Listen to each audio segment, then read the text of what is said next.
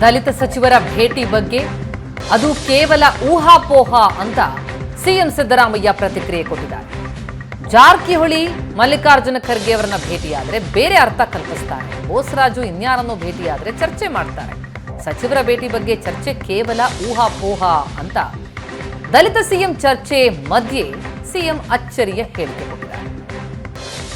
ಮಿನಿಸ್ಟರ್ಗಳು ಭೇಟಿ ಮಾಡಿದ ತಕ್ಷಣ ಚರ್ಚೆಗೆ ಕರ್ಕೊಂಡು ಊಹಾಪೋಹ ಮಾಡೋದ ನೀನು?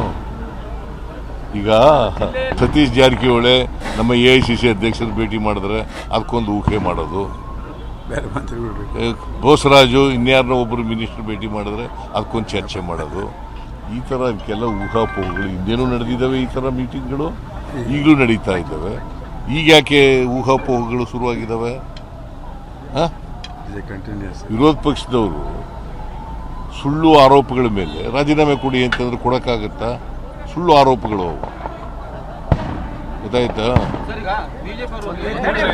ಆಲ್ರಿ ಸುಳ್ಳು ಆರೋಪಗಳು ಮಾಡಿದ್ರೆ ಆರೋಪಗಳಿಗೆ ನಾವು ಉತ್ತರ ಕೊಡ್ತೀವಿ. ಗೊತ್ತಾಯ್ತಾ? ವಸ್ತುಸ್ಥಿತಿಯನ್ನು